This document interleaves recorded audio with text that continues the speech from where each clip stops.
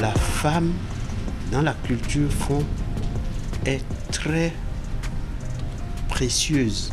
C'est un bien très précieux parce que elle quitte son père et sa mère pour aller habiter auprès de son mari et grâce à cette cohabitation, le mari, la famille du mari a un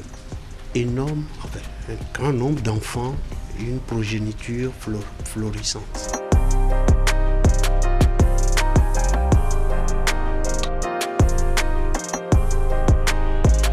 Une chose aussi que la femme doit faire, c'est d'avoir une telle autonomie chez son mari qu'elle puisse économiser de l'argent et construire sa case dans sa maison paternelle.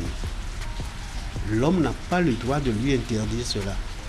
Parce que lorsque elle a ça, elle prépare ses vieux jours quand la ménopause arrive. Et même avant, quand il y a les différentes cérémonies, elle doit, à l'occasion de ces cérémonies, prendre la totalité de sa place parmi les fils de son père. L'espace de quelques jours pour rejoindre son mari par la suite. Donc, elle demeure un maillon essentiel de sa famille tout en étant la femme de son mari.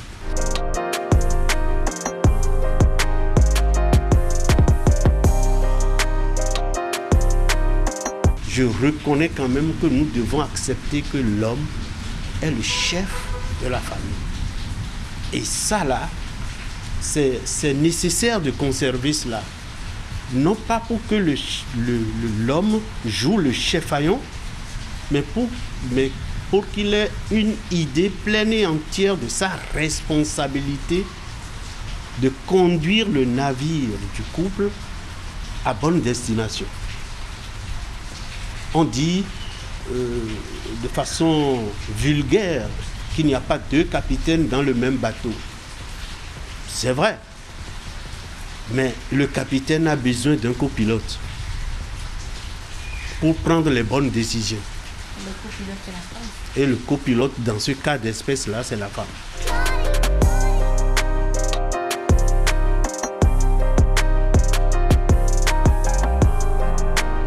Mais c'est l'homme qui respecte d'abord la femme.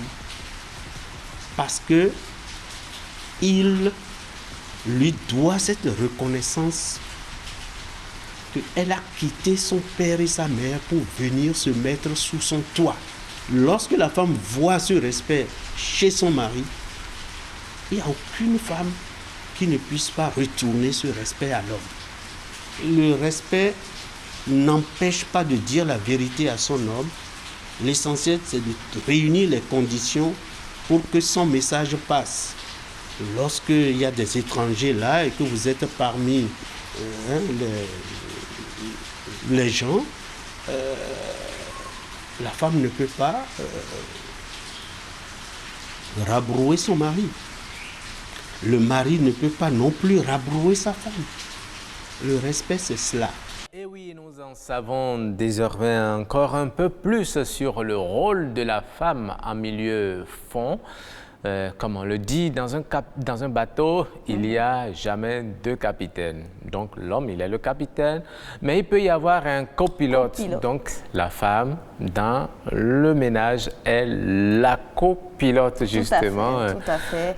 Et il précise aussi, pour que la femme vous respecte, il faut d'abord la respecter et il n'y a pas de raison qu'elle vous retourne ça. Ah oui, donc les fonds, ils ont de belles valeurs, je vais dire. Absolument, absolument. D'accord.